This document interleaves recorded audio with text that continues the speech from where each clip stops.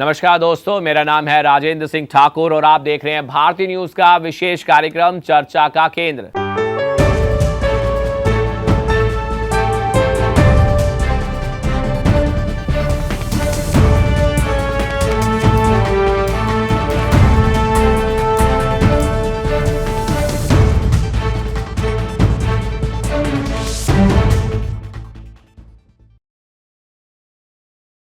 पिछले एपिसोड में हमने बात की थी एनकाउंटर की।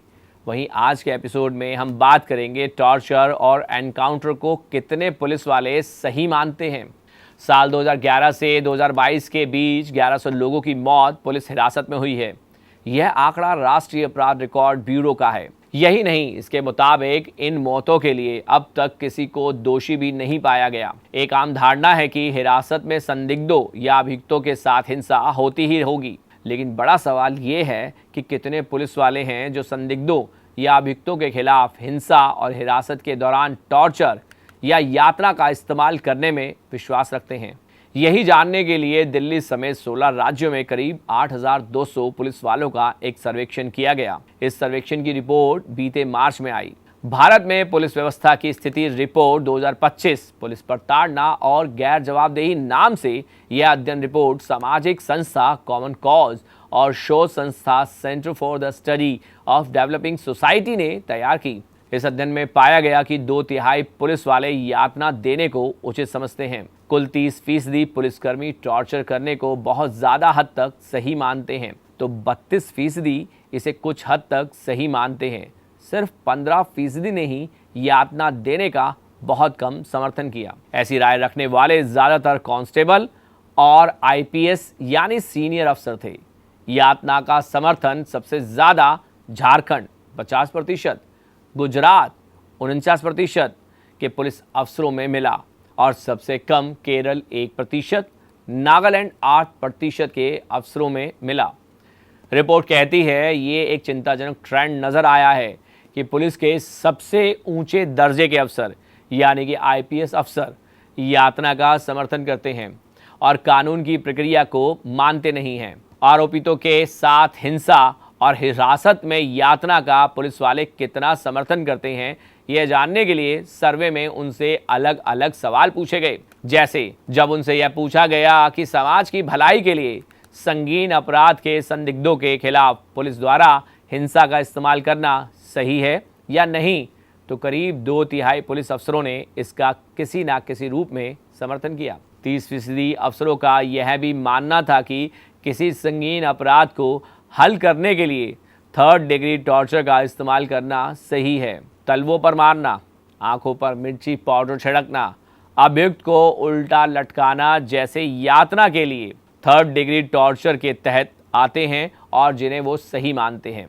आईपीएस अफसर और पुलिस वाले जो संदिग्धों या अभियुक्तों से अक्सर पूछताछ करते हैं, वे ज़्यादातर 3rd डिग्री टॉर्चर को उचित ठहराते हैं।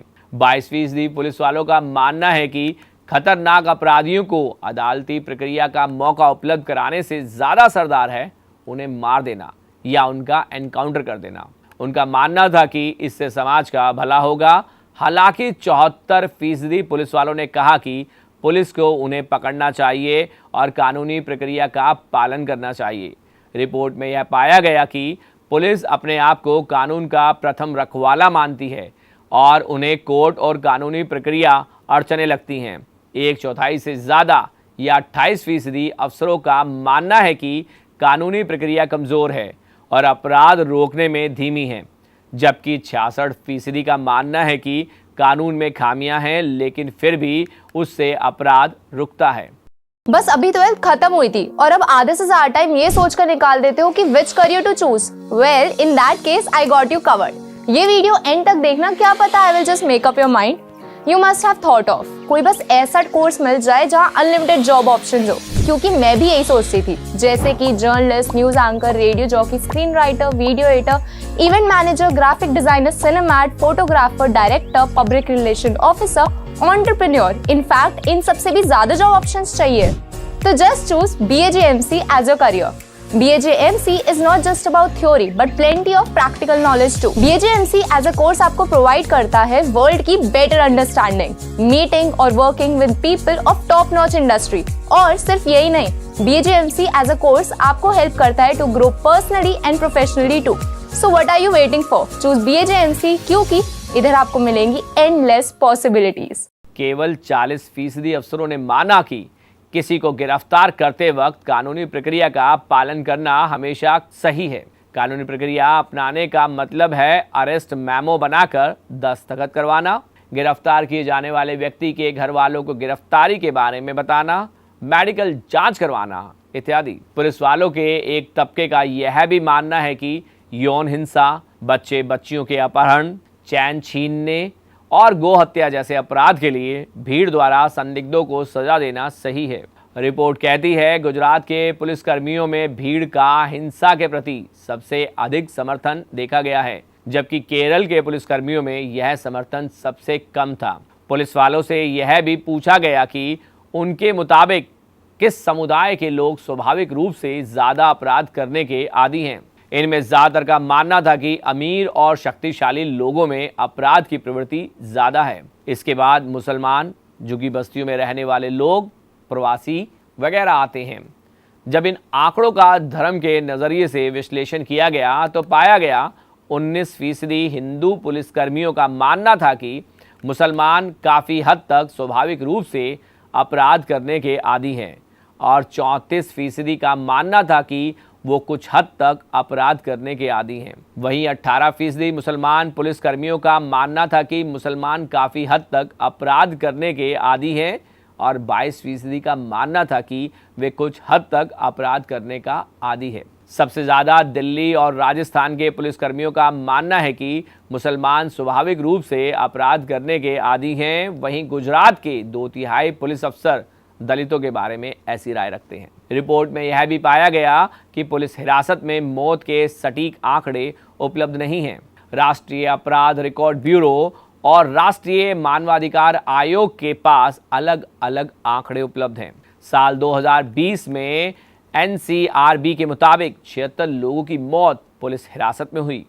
वहीं NHRC के मुताबिक 90 लोगों की मौत पुलिस हिरासत में हुई। सबसे ज़्यादा पुलिस कस्टडी में मौतें महाराष्ट्र और गुजरात में हुई हैं। NHRC के आंकड़ों के मुताबिक साल 2023 में पुलिस एनकाउंटर में सबसे ज़्यादा मौतें उत्तर प्रदेश में हुई हैं। रिपोर्ट में इस बात का भी जिक्र है कि सर्वेक्षण करने वालों को आशंका थी कि यातना के बारे में बात करने में पुलिस वाले संकोच करेंगे और शायद सही जवाब नहीं देंगे।